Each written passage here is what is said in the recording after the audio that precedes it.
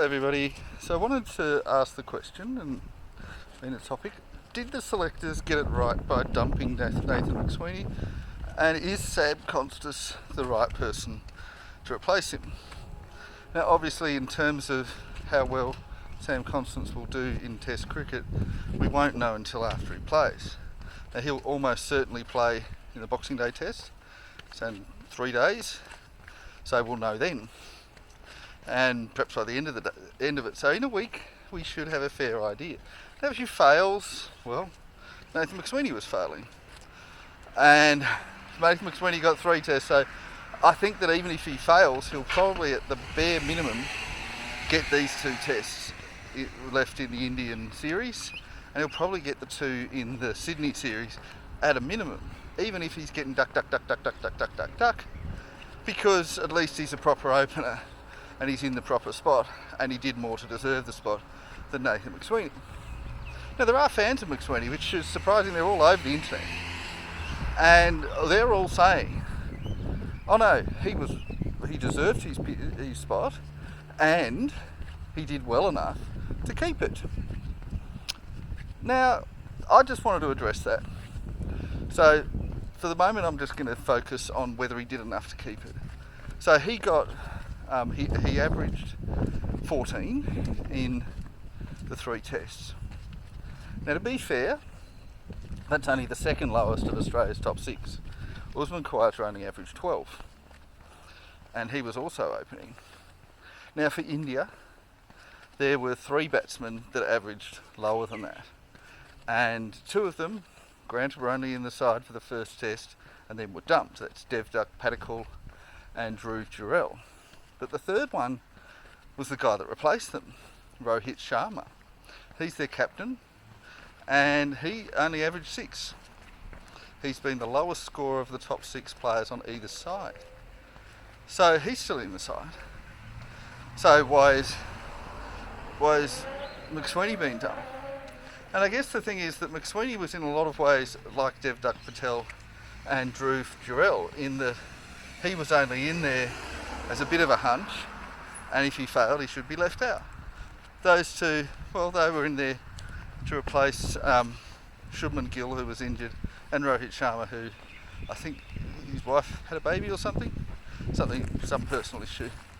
So whatever the case was, those 2 were never likely to be in the second test, no matter how well they did, and they did particularly badly. So, I mean, if they got really high scores, then the selectors would have looked at somebody else, and they might have left Shubman Gill or Rohit Sharma out, but they just did so badly that they had to look for someone else.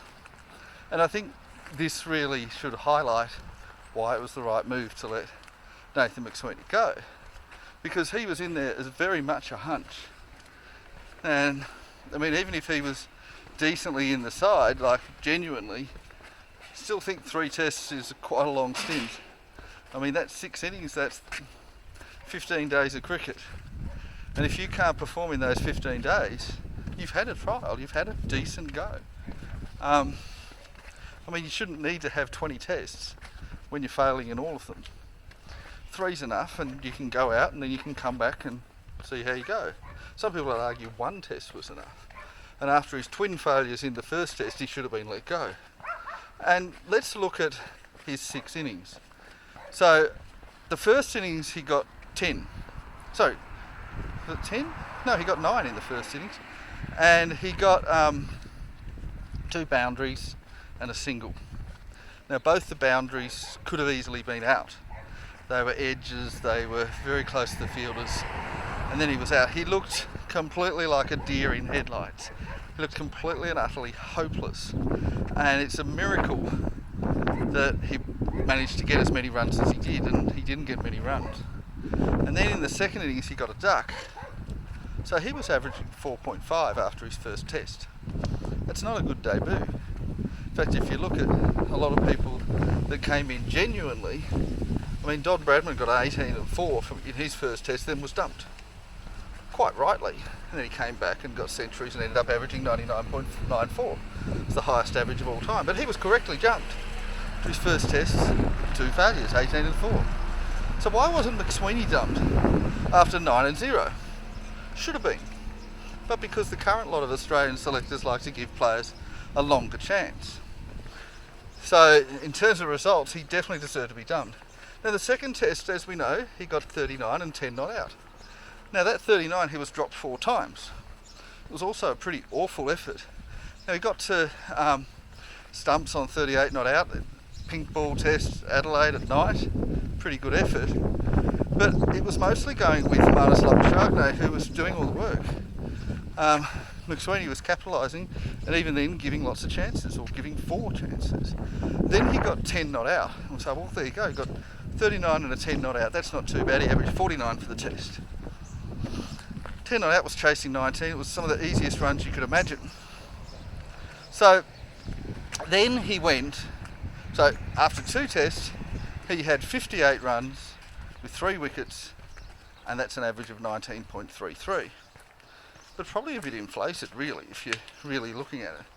And then in the 3rd test, he came out when Australia got a huge score. There was twin centuries to Travis Head and Steve Smith, and big century from Travis Head. Lots of runs all down the order. Everybody got lots of runs, except for McSweeney, who could only manage 4. And then second innings, when, okay, granted, we're just setting up the total, he got a duck. So, quick runs, okay, but it was pretty easy batting conditions, and he got no runs. So the guy, 62, 5 times out, averaged just over 12. And it's ever so slightly ahead of Usman Khawaja. But if you look at Usman Khawaja, how he scored it, and we're going to compare the two, and we're not going to consider any build-up or anything else, just the scores, just how they did it. In the first test, Usman Khawaja put a big price on his wicket, and he was the second person out in the second innings too. He was doing everything to protect McSweeney, who was doing nothing. Second test, Khawaja got out cheaply in the first innings. I think he got about 10, but he was hard to get out. And I think he got about 15 in the second innings when, it was difficult batting conditions, but he did a bit. And the third test got about 15 and about 10. Not great scores, but he was putting a price on his wicket, doing everything he could. And in fact, in the third test, first innings, remember there was a statistic that came up that said that Jasprit Bumrah in his first 6 overs, 36 balls, 33 had been faced by Khawaja and 3 by McSweeney. And this was deliberate. Khawaja was farming the strike. In other words, Khawaja was taking the hit to his average in order to give the best chance possible to McSweeney. And McSweeney still failed in spite of that.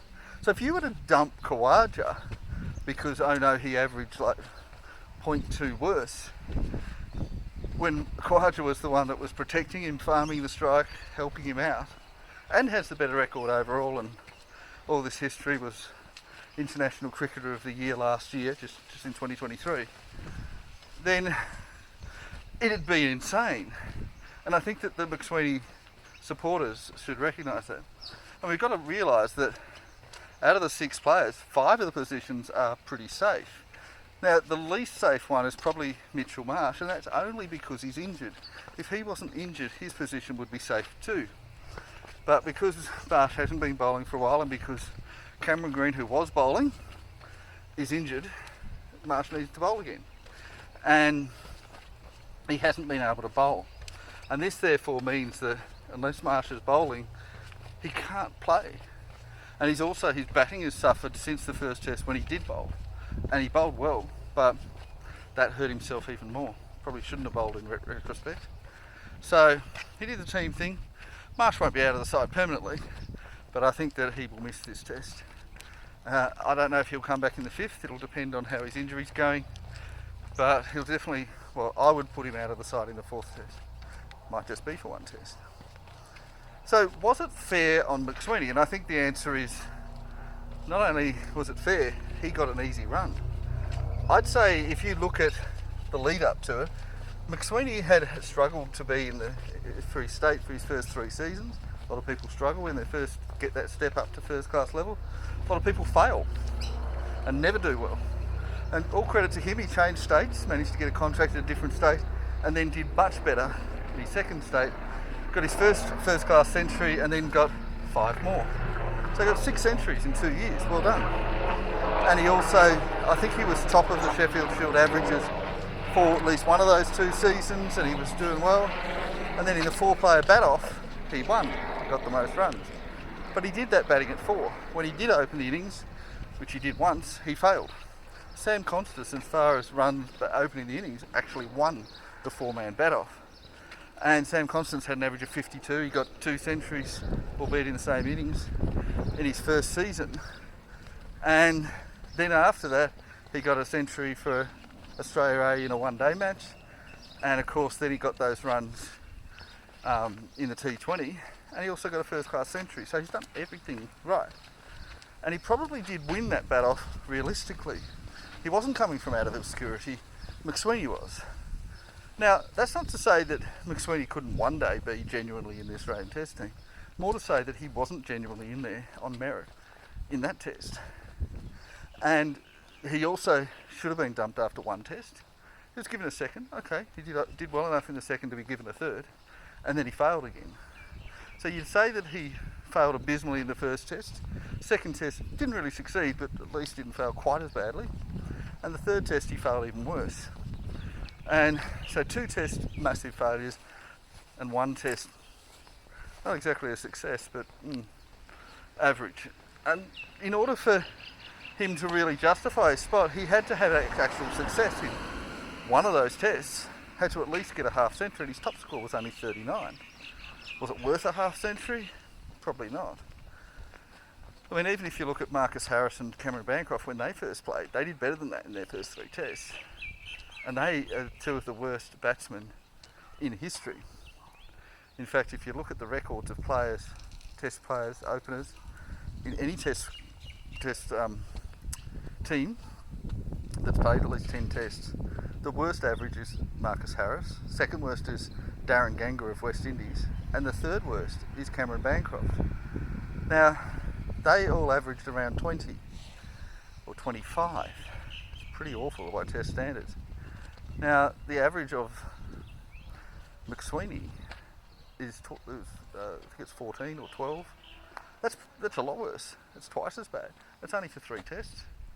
And obviously, if he can get up to 30 after 10, then it's worth it. I mean, realistically, even with bowling favoured conditions, you'd expect a test level opener to average 30 in tests. That's what you expect. And I mean, I think Sam Constas, that will be the level he'll be expected. Now, the first test, if he does worse than that, that's okay. But even by the end of 2 tests, we'll want him to be averaging 30. Now, obviously, compared to McSweeney, he only needs to average 15 and he's ahead of him. But I think we'll want him to average 30 or more. And let's see how he goes. I think, personally, if I was going to predict his scores, I'd say probably a low score in his first innings, and then probably a half century in his second. So let's say 14 and 57. And then first innings of second test, I'm expecting a century, and then another low score. So I'm expecting some low scores. I don't think he'll get straight big scores, but if he does that, he'll probably average around 50. And that's a lot better than McSweeney. And I think, based on, if you look at his record and how he's going at the moment, and also his overall record, I think Sam Constas can get around that sort of score. Anyway, that's it for me. Bye-bye now.